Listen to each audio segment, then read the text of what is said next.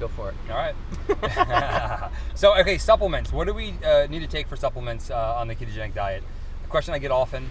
The biggest thing is electrolytes. Replenish your electrolytes during a ketogenic state. If you're making tweaks and going for it. Absolutely, yes.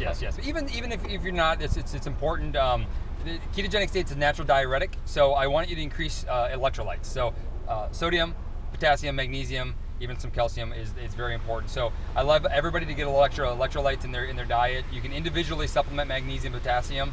I like to tell people between 400 and 800 milligrams of magnesium a day, preferably chelated version. Potassium, at least 99 milligrams, but you can go even double that dose per day. I encourage you to get your most of your vitamins, if you can, from your green leafy vegetables. Right. So pile those up. Use the fat with the vegetables, so you'll get better absorption of the fat-soluble ones. And then the last one that's really important is the sodium.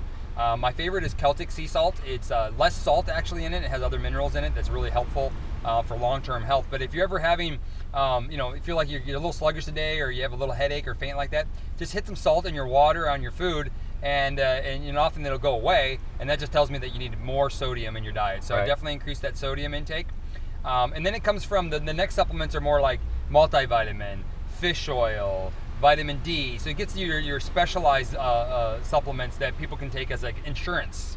It's not going to guarantee anything. It's just a little insurance policy.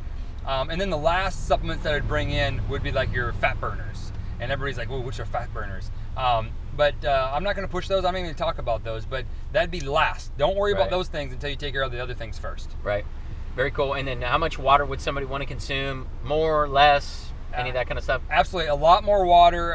Most people you're looking at is close to a gallon or more a day, because your body's going to be flushing out a lot of toxins. So the more water you drink, the better. And really quick on the water, is try to avoid distilled water and reverse osmosis water. They're very good water sources, but you have to add a lot of sodium and salt and minerals to your water to make it healthy. Otherwise, it'll cause you to be dehydrated. So if you're going to buy bottled water, make sure it's spring water. Still add a little salt to it. If you happen to have a reverse osmosis system or a distiller water filtration system, you need to add a lot of minerals. You get some extra trace minerals to add drops to your water, add extra sea salt or Celtic sea salt to your water. Otherwise, you're going to have some negative side effects if you continue down that path. Very cool. And I know we've gotten quite a bit of questions about, if I'm, what are some ways, like you just said, through the greens, different supplementation or different supplements to kind of fix some of those gaps that people may be getting. It's so funny. I never like to eat vegetables anyways. I'm eating more vegetables now than I ever did, because when you eat a lot of carbs and sugars, you almost eat none. So now it's a heck of a lot easier for me to figure out how to do that. So I think that's going to be super useful for people. Absolutely. Bang.